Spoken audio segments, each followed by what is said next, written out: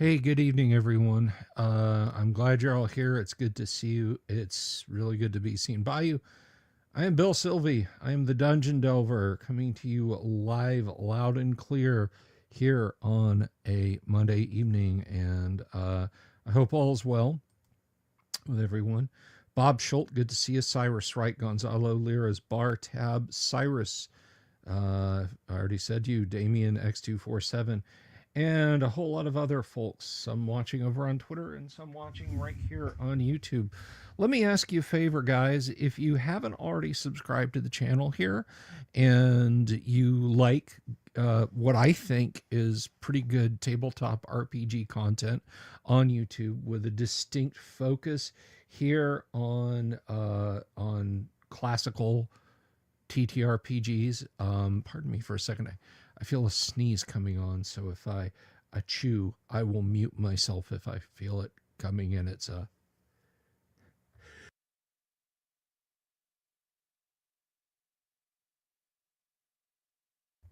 There we go.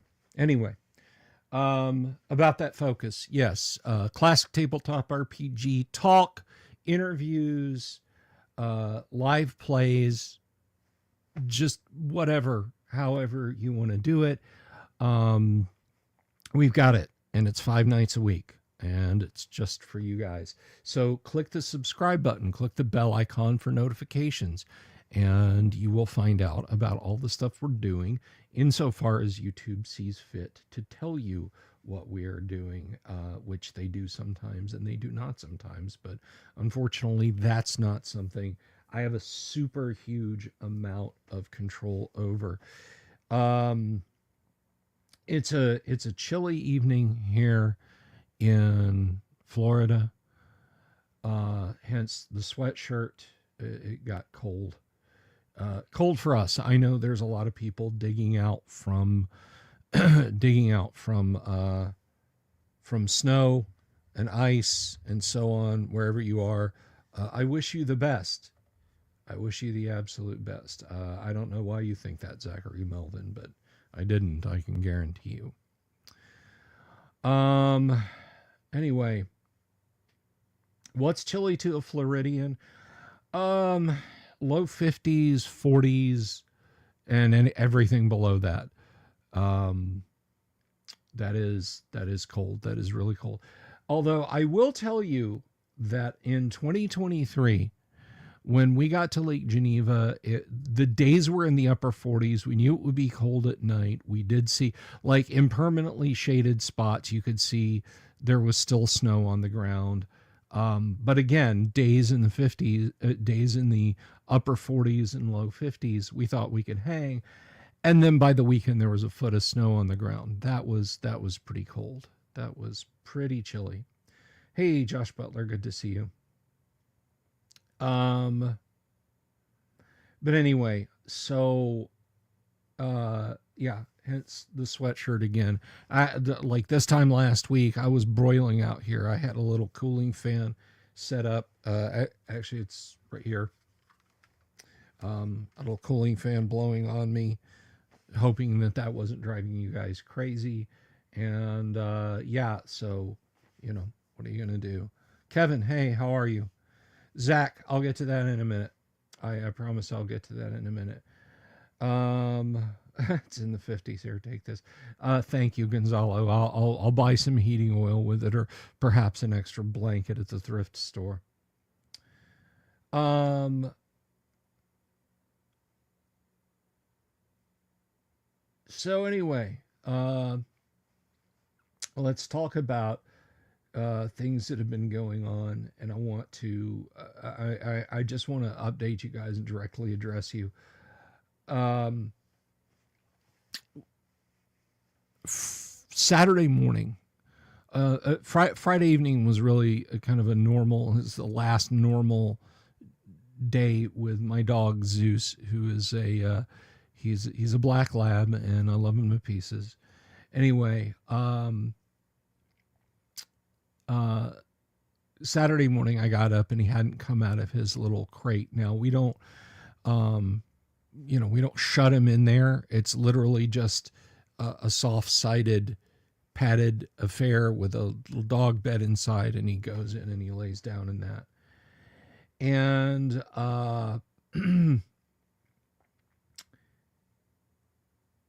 he could not he could not make himself get up. He struggled and he tried to. He had soiled himself because he was not able to get up. Now we had a family movie day planned because it was Saturday. We were all going to go to the movies, and so we called our vet, and our vet said take him to an emergency clinic. And we took him to the emergency clinic, and we were there from noon until about 5 at night. Look, I've got a whole video up about what's going on. This is not going to be a reiteration. But I am going to bring something up, not to rattle the cup, but just to mention this. Emergency vet clinics are really expensive.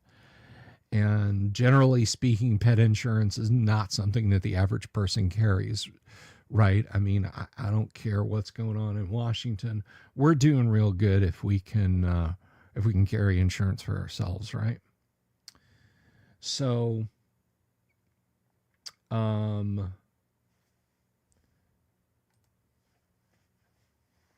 so we took him to the vet, and they say, well, we want to do these things, and I was fishing for sympathy for Zeus, I wasn't rattling the tin cup. I wasn't, starting a GoFundMe or anything like that. I just said, when I posted up a picture, I said, I don't even know how we're supposed to tank this. How do I tell them I can afford this much help for my dog and no more? And my wife was there, and she was keeping a level head, fortunately. And a whole lot of wonderful people stepped up. And between what my wife, who was staying calm and working the problem, was able to do, and what other people were able to do, we got half of the vet bill covered. And so we got him on a treatment plan. Basically, he's got kind of a neuralgia. I don't know what's causing it exactly, but he's suffering severe vertigo. And it just zonked him out. And the vet said, hey, Ardu RPG, I'm just going over that. So thanks to some absolutely amazing people, we're not going to get super crippled by an impossibly large vet bill, and we got Zeus the care that he needed. So I can never thank you enough. I will find out who you are, and I will find cool stuff to send for you or do for you. Just know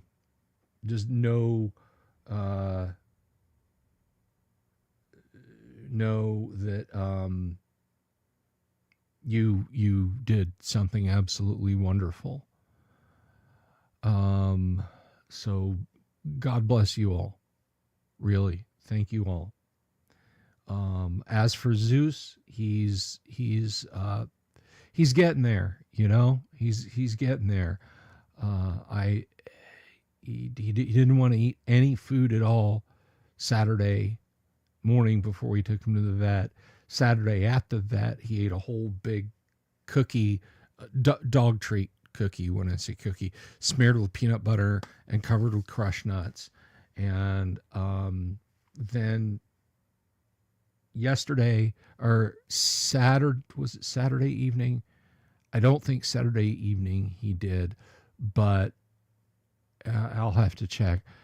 But basically, he's eaten like a pound of chicken between Saturday and today. So, and a little bit of the rice.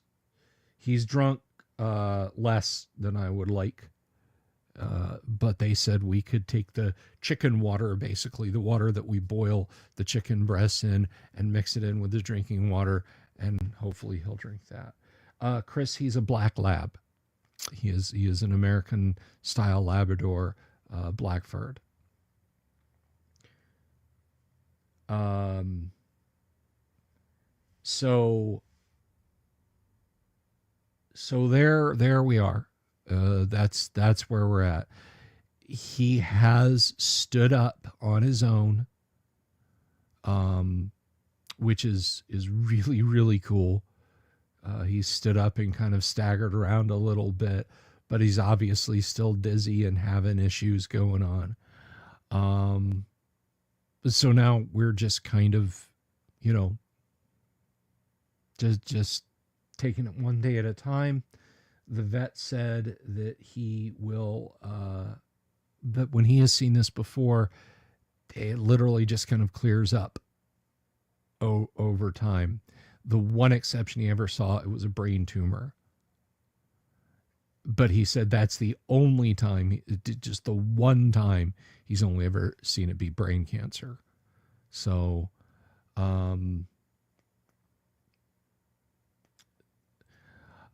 Zeus had, Zeus has arthritis, so there's dysplasia going on with his hips. He's not dislocated, thank God, because at his age, replacing a hip is a death sentence.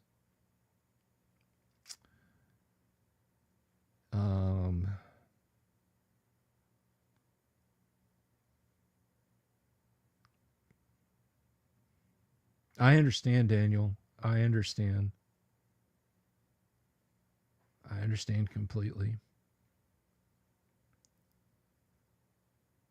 So our big dumb guy is just resting on the living room floor. We got basically a tarp under him. We've got a couple of towels, and I got a blanket over him because of how cold it's going to be tonight. I'll probably throw another one on top of him, and it'll get peed on overnight, and I'll have to wash it.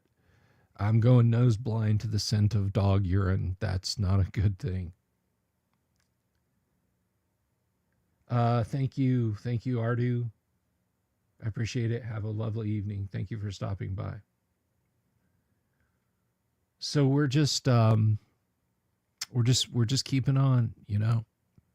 We're just keeping on, and we're taking care of him. So I want to thank everybody that's helped and everybody that's shared their good thoughts and prayers. I appreciate it. He is a part of our family, and I know a lot of people say that, and then people talk about fur babies and, you know, and so on and everything else, but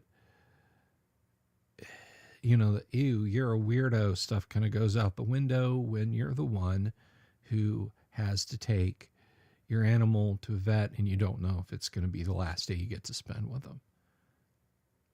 And then you make a decision for a conscious living thing that's going to be their last day because of expense or just how sick they are.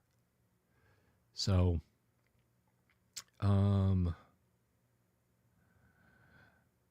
yeah, Chris, I'm not putting him in the bathtub, dude.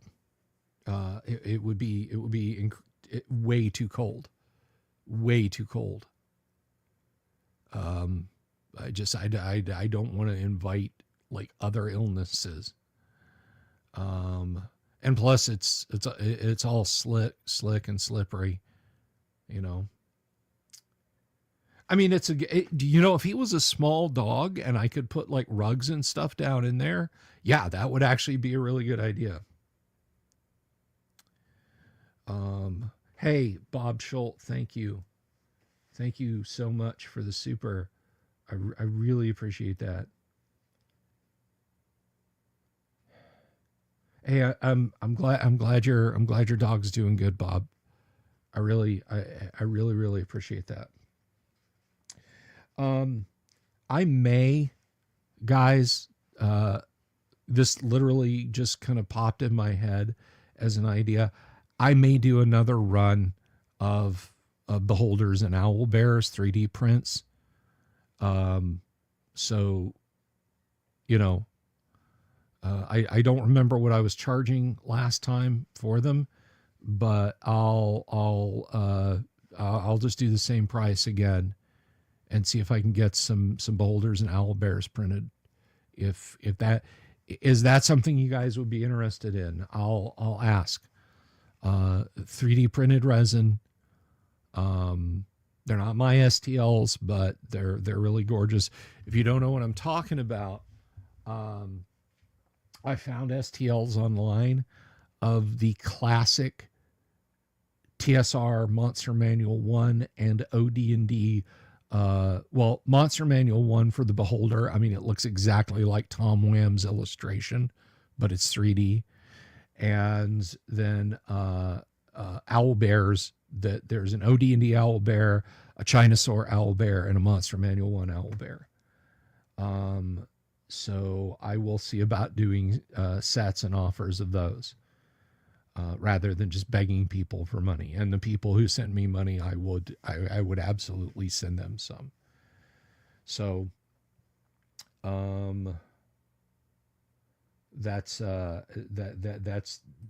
thing that I could do, and the more I think about it now, I will.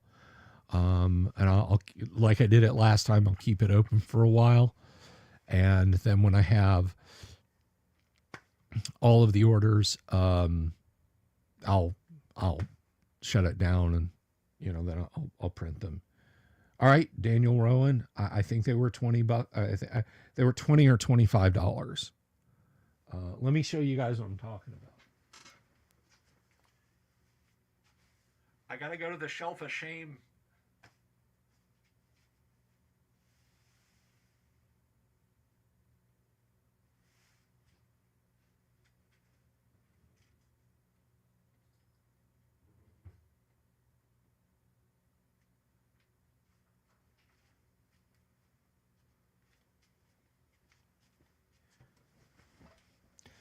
Okay, so let me show you guys.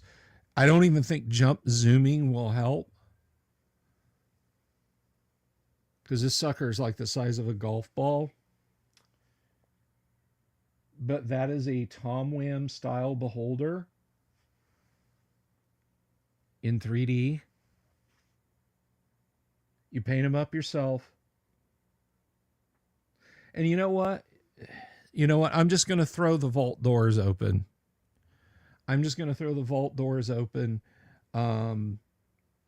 And make the beholders available, the owl bears available, and the green devil face walls available is what I'm going to do. I'm going to have to go back and check and see what I was charging for them. But hang on.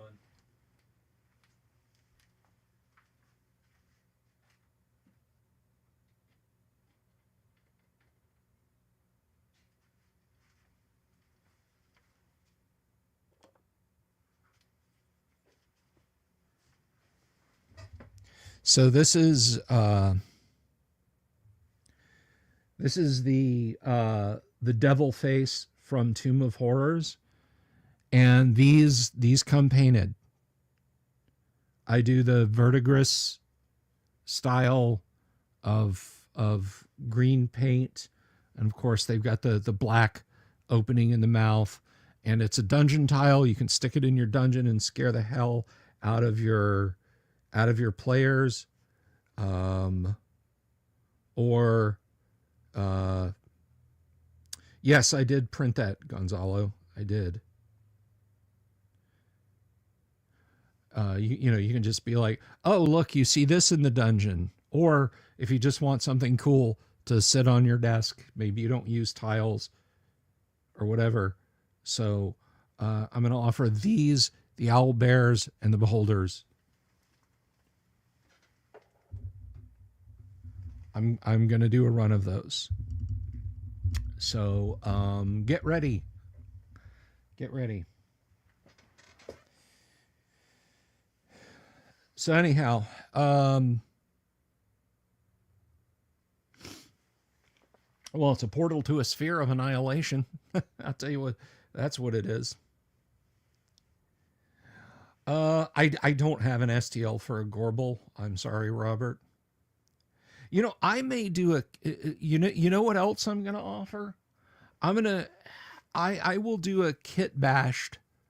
Uh, um, I've gone blank. Umber Hulk. I will do a kit bashed Umber Hulk.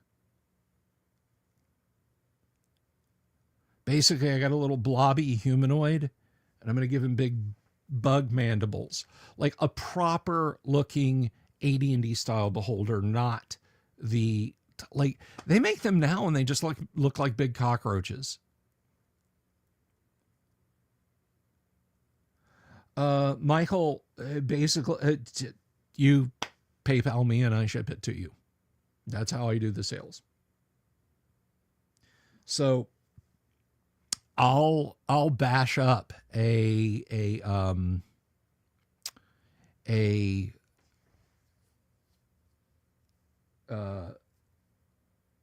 Umber Hulk model, and I'll offer those and the Green Devil face and the Beholders and the Owlbear sets, and I'll run that open for a while. And then you guys PayPal me for them, and then out they go. One thing I will tell you is that they're fragile. They're fragile, and I will make the Umber Hulks to 28 millimeter size, so they're not going to be like this tall or something. They're going to be little short guys, 1.5 inches tall, because Umber Hulks are like 8 feet tall, and 28 millimeters would be like 1.25 inches for a 6 foot guy. So you figure, well, maybe, I don't know. I'll have to look it up. So I'll have classic monsters. I'll print up some classic monsters if folks want to buy them, and I'll take pre-orders on those.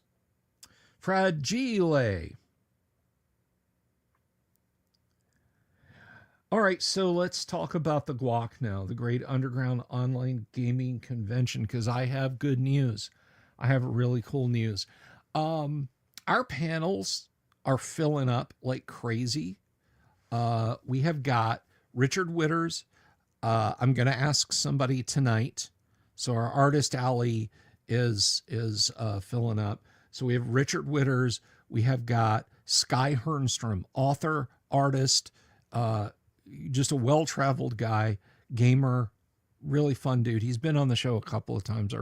I quite like Sky. I think he's a good dude. But as Richard's dog, you're gonna have to ask Richard. You're gonna have to ask Richard. But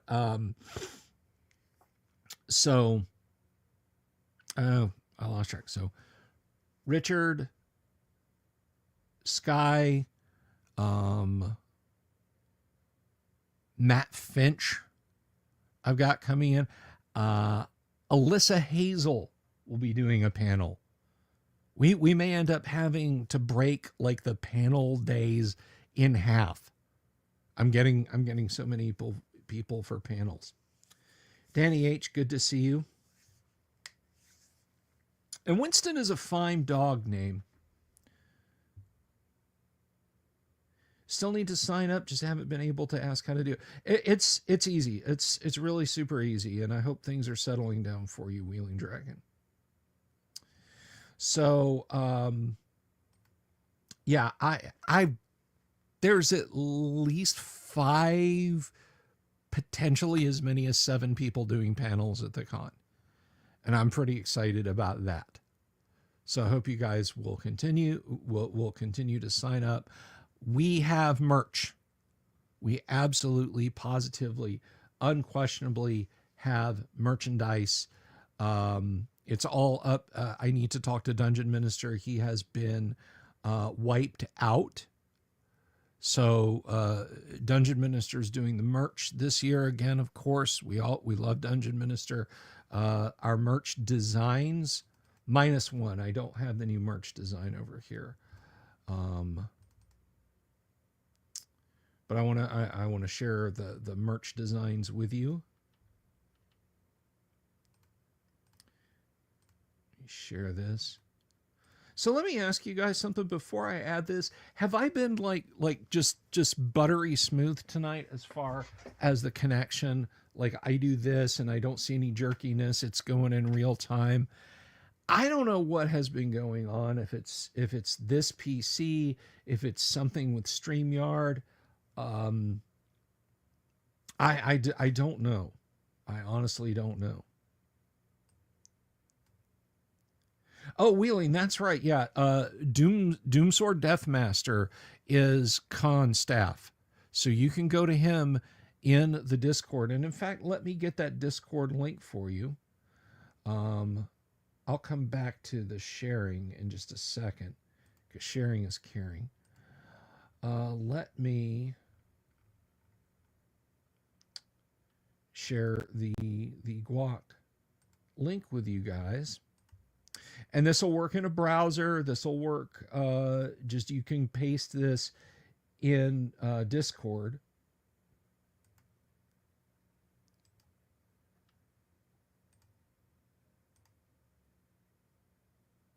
So there is the convention link.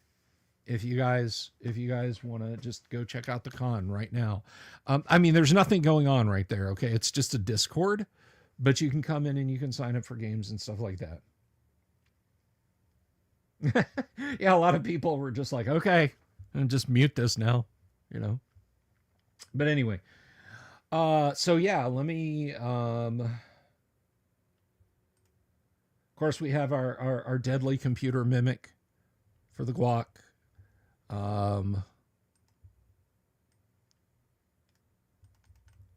Where is my controls? It's always where are my controls. It's never how are my controls.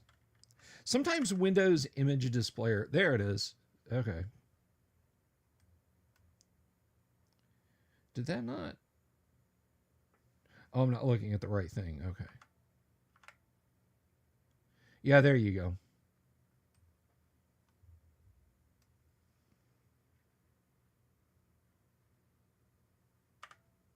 And last but not least, so we have at least 3 pieces of Guac art that you'll be able to get on mugs, shirts, all sorts of things. And I'll have the link for you guys at the appropriate time. And before anyone asks, yes, I will be running games at the Guac. I will be doing probably Hero Quest, definitely Dungeon, and definitely Space Hulk. Probably running some TTRPG stuff as well at the Guac. I haven't decided yet what I'm going to do. I haven't decided yet what it will be, but it will be cool. So that's the Guac update. We have lots of panelists. We have an artist alley going of at least one. And who knows, maybe we can get Sky to circle back around and be in the artist alley too. Or just do both, you know. Talk about creation, talk about writing, talk about whatever. The fun thing about that is it's going to be it's going to be folks in the room will be able to come in and we'll have like an open chat. You can ask your question. The folks can answer back to you. Micro Armor, how about Tractics? I don't have I don't have Tractics anymore, which sucks because I liked reading it, but I needed the money. I needed Christmas money for my family more than I needed a copy of Tractics. Which the funny story behind my copy of Tractics is this. I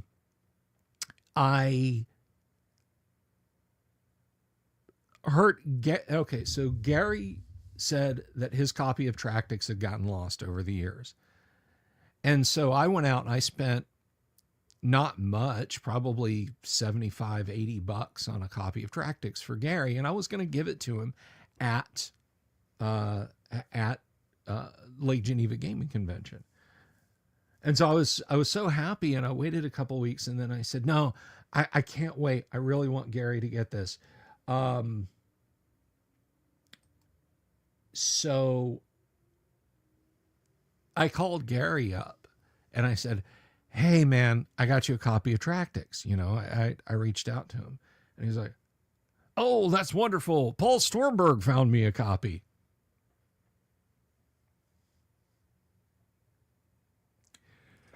Thanks, Paul. So I ended up with a copy of Tractix for a long time, and I really liked reading through it, especially some of the kind of silly assumptions in the modern armor part. Things like a Sheridan can fire a tac nuke. I don't know how they came up with that. The Sheridan had a 152 millimeter gun launcher that could fire heat, heat T, APT, APFDS T. T means tracer.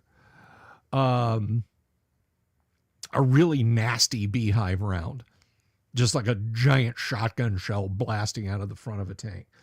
And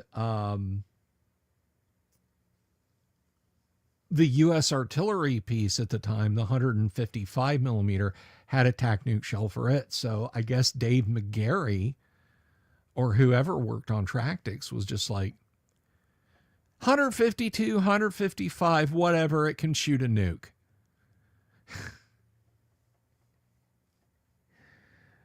But other than that, it was a pretty solid micro armor game, tactical micro armor game.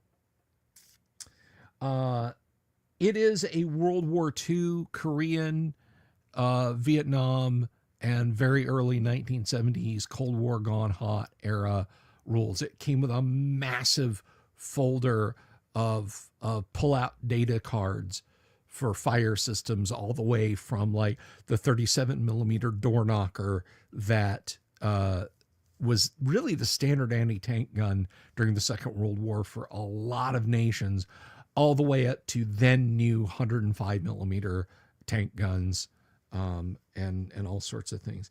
Hey, Todd North Crux, thank you for your prayers for Zeus.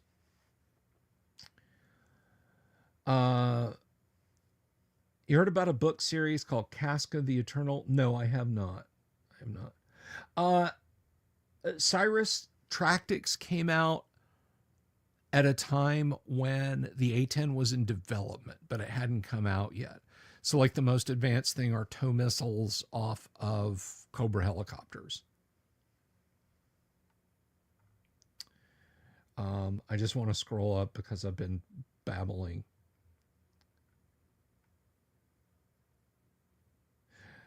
David wants the Mimic on a polo shirt. I'll see what I can do. I'll see what I can do. I'll talk to the Padre about it. But someone was asking me how I run board games for the guac. I point the camera. Now I'll have two very nice zoom focus, manual focus cameras.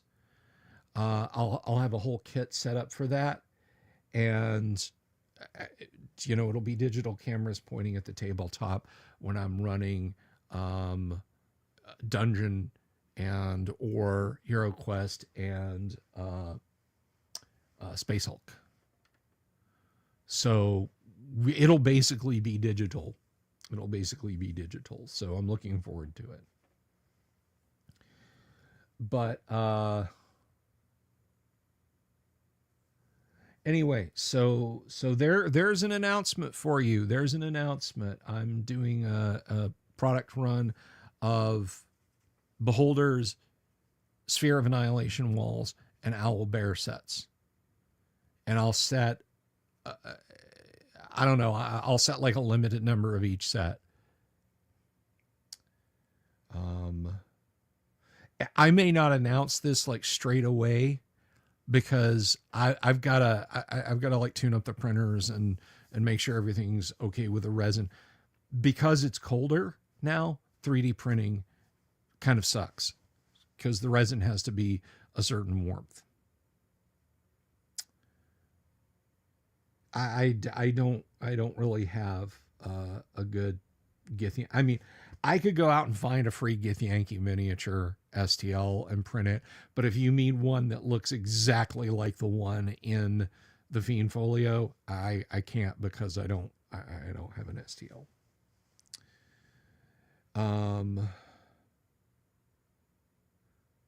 So that's kind of where we are.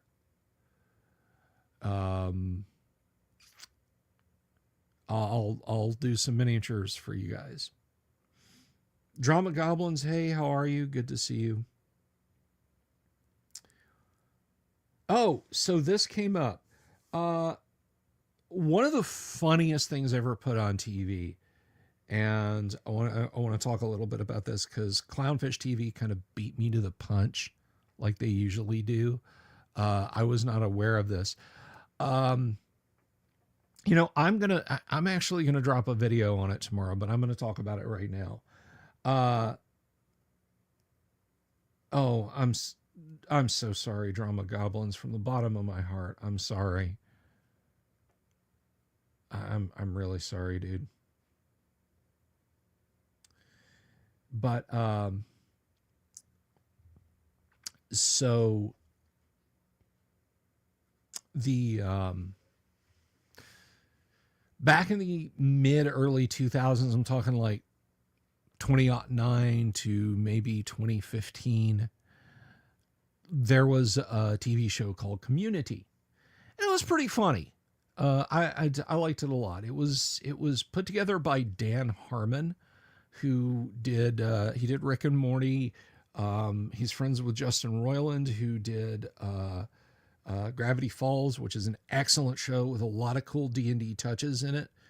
Not just in overall theme. There's an actual bit where they play a D&D game, but of course, you know, they would have had to gone through Hasbro and everything else. So their game is called Dungeons, Dungeons, and More Dungeons. And it's a lot of fun. But anyway, Dan Harmon. Now, this is kind of cool. I thought one of the first multimedia things on the internet, comedy multimedia things I got, somebody mailed me the wave file for this comedy troupe called the Dead Alewives, and they had this skit about Dungeons and Dragons, and it starts off like a bothered about D&D type skit. And they're like, we'll look into the strange cultish behavior of these role players. And it's where, you know, I'm casting magic missile at the darkness. And another guy's like, are there any girls there? I want to do them. I'm going for a Mountain Dew, kind of nerdy stuff. So that was Dan Harmon. And then, that comedy troupe, Dan Harmon was part of it. And then he went to work for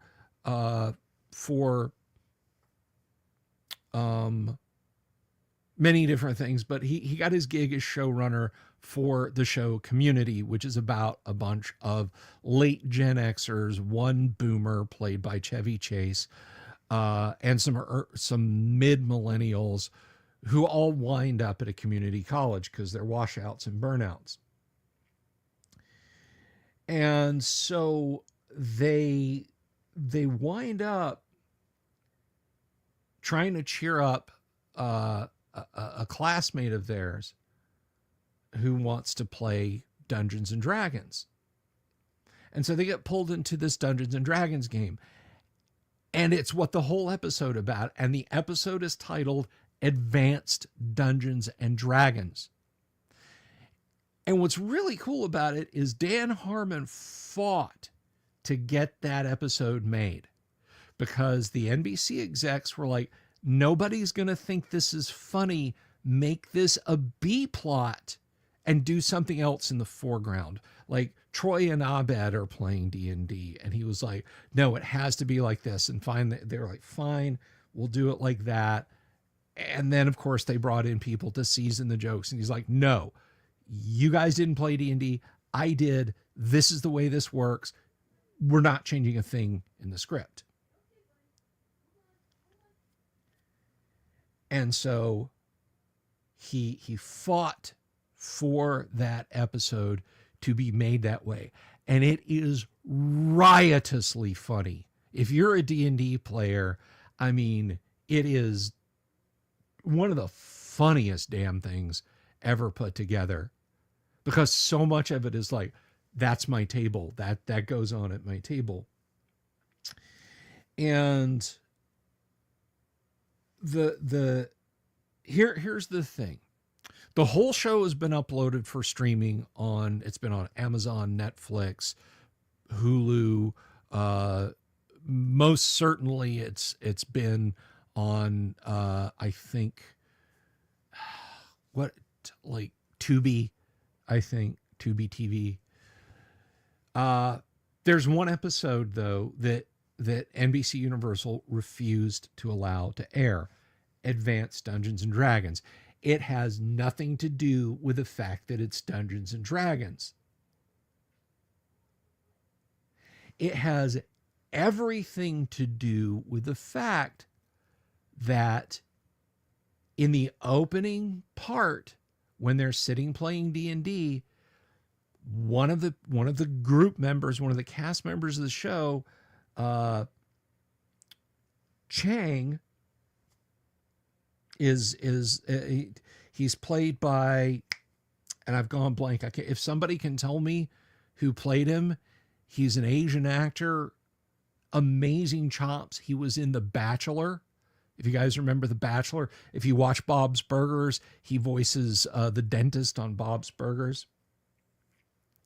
And he shows up dressed normally, but in body paint that makes him look like an AD&D drow. And there's a throwaway gag by a lady in the show who said, Ken Jeong, thank you, Bob Schultz, Ken Jeong.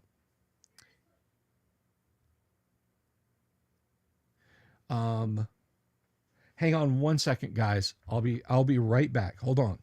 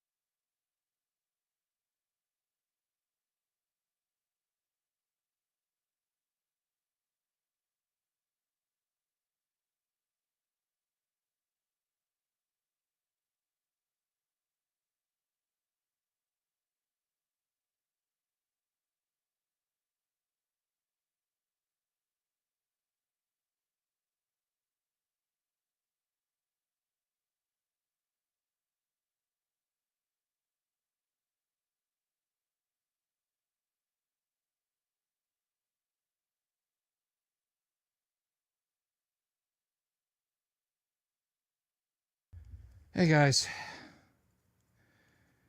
Hey guys. All right. Let's see. All right, so basically basically what just happened was Zeus, who has had problems standing and walking, he got up and tried to come to my office to get me to take him out because he had to go to the bathroom. Wizard, I'm good. Yeah, I'm fine. I just I kind of had to pick him up and help him step outside so he could he could go outside and do his thing. He's fine. He's fine. He had a very nice long constitutional out there. But he's still not sure on his feet.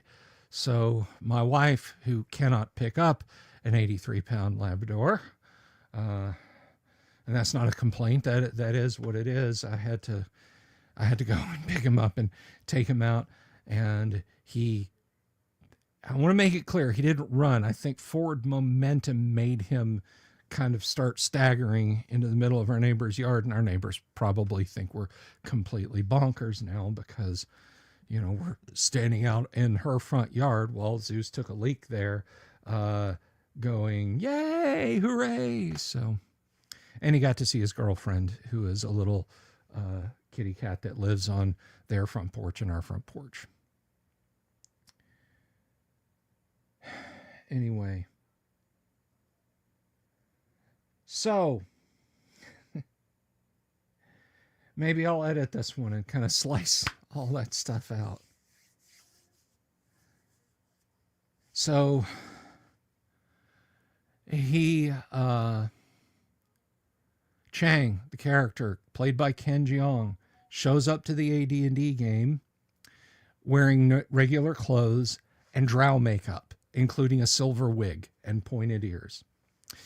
Shirley, and I cannot remember the actress's name. Shirley, who is African American, looks at Chang and says, "Are we not going to say anything about this hate crime?"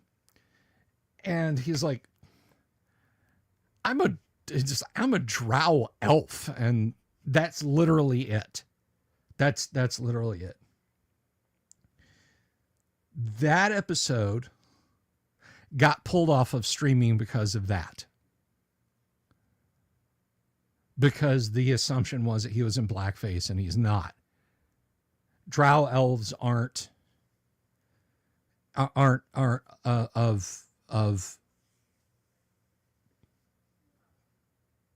African American descent. Drow elves are literally, they are the color of Black Widow spiders. So that episode got pulled.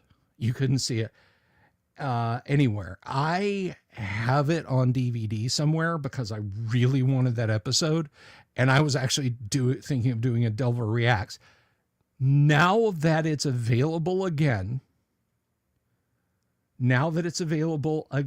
it is back on. It's back on streaming. It is back on streaming. Yeah, Drama Goblins, exactly. It's obsidian colored. It's obsidian colored. So the episode is available for streaming. I think I'm going to do a video about that tomorrow when I'm a little bit more coherent and my wife isn't, hollering for me to come help her carry my poor dog outside. Thank you, everybody, for being patient. Mrs. the Dungeon Delver said, "Thank you all for being patient." She stuck her head in the studio. So I'm going to talk about the return of that episode. I'm going to talk about that episode. And then I'm going to do another video about that episode. I'm going to react to all the stuff in that video because there's a lot of AD&D Easter eggs in it that you guys, if you've never seen the episode, you should see. David Mills, that would actually be an awesome thing. I would play it here on my PC and we could do a watch party and pause and discuss. But now that it's back on streaming, NBC Universal would nuke me from orbit. They would literally park the legal Death Star right over my house. And, you know, they go Ed 209 from RoboCop. You have 30 seconds to comply. You know, my channel would vanish. We could do it on Discord. We could do a watch party on Discord. So I was definitely thinking that we would do you know, kind of a, hey, if you've never seen this, because it is, I mean, it came out in like 2010, 2011, this particular episode. It's an epoch back. It hit in the middle of 4th edition.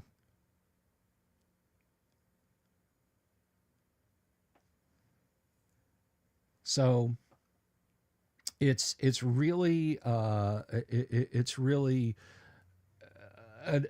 you know, a fun episode. They apparently did a second one called Advanced Dungeons and Dragons 2nd Edition, where they played D&D again, but I've literally heard no one discuss it.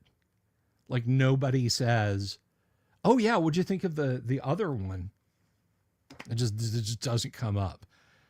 But Advanced Dungeons and Dragons is really a landmark episode. The second one is kind of fun. I think by that point, Harmon had literally been fired from his own show, and it had gotten turned very into a zany sitcom. Not the slice of life kind of thing that it was, but it just got turned into a, whoa, wacky zany, you know, kind of thing. And then when Harmon came back, I think he basically did the, you know, I'm just gonna nuke the show approach with the very exact precise end of the show. But I don't want to get into that. It was a funny show. It's a show of its time in a lot of ways. But it's also just it's a lot of fun. I'm sorry, guys. I'm a little scatterbrained. My boy just was able to get up and go out for the first time in 4 days. You know, Saturday, Sunday, Monday, 3 days, was able to get up and walk a great distance on his own. And that's great. Is that the one where they capture 2 goblins for questioning? I see, that's just it. I don't remember. I'm going to have to go watch the DVD. It's been a while. And the fact that it's now back on streaming means we can all go check it out. So, Hector the Well Endowed. Yes. Hector the Well Endowed. And the silence, the fantasy music playing as, see, I remember Joel, Britta, Abed, Joel, Britta, Abed, and I'd Troy, Chang, of course, Pierce, Shirley. Why can I not remember the young lady's name? Yeah, and Troy taking notes. Yeah. What, you know, her like pantomiming what she'd be doing to get information out of the fair maiden or something like that. while the fantasy music plays over and the camera sort of soft pans around the room and Troy's like, Abby, thank you. Yeah.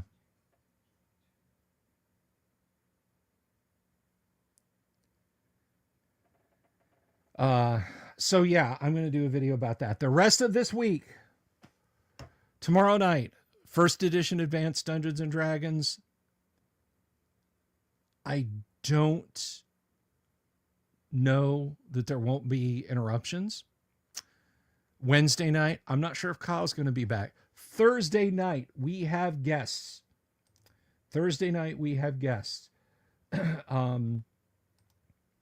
You guys remember Risa? Risa reached out to me on Twitter, on Discord recently, and we are. Let me see. Let me make sure I get the information right. Let me pull this up here.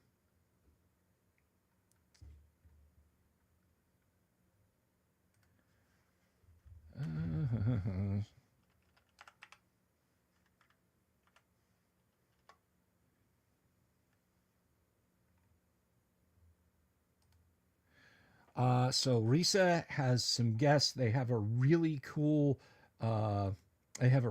project. It's from a company called Black Lantern, and they have it is a 5e rules but old school feel. And what do I mean by old school? In this case, ancient Greece. Imagine a dark and gritty fantasy game set in ancient Greece, and these folks are Greek, so they get it right. So we're going to be talking to them on Thursday. They've got a kickstarted project out there, and it's going to be awesome. They're going to be on the show. I'm looking forward to it. I don't know that Risa will be here. She has a project. She's got like a horror RPG project going that I would love to have her on the show to talk about, because Risa, we love you. Hexcrawl Kyle would be great. I don't know that he'll be here, but anyway. There's a module called the Caverns of Draconis. That doesn't surprise me in the least.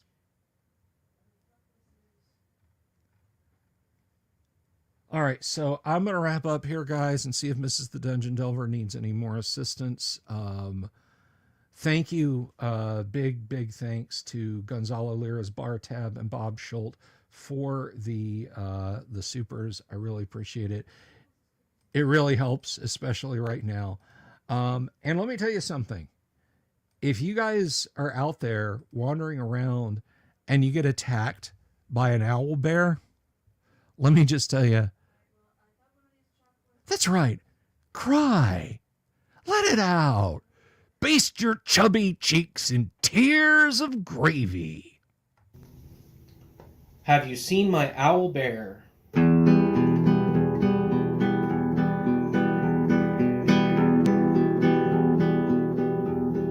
Here's to all the weirdos everywhere in the woods and in the air.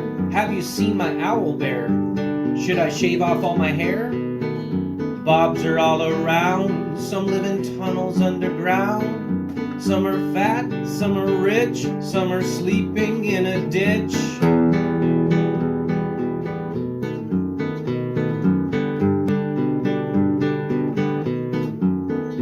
Can you ride a crooked horse without a saddle, way off course? Naked as a toad, all the way to Smoky Joe's. Have you seen the little creep driving fast in his little green Jeep? He smells like fish and brandy, but his rotten teeth look dandy. Take me to the show, I don't care if fast or slow. From action flicks to dancing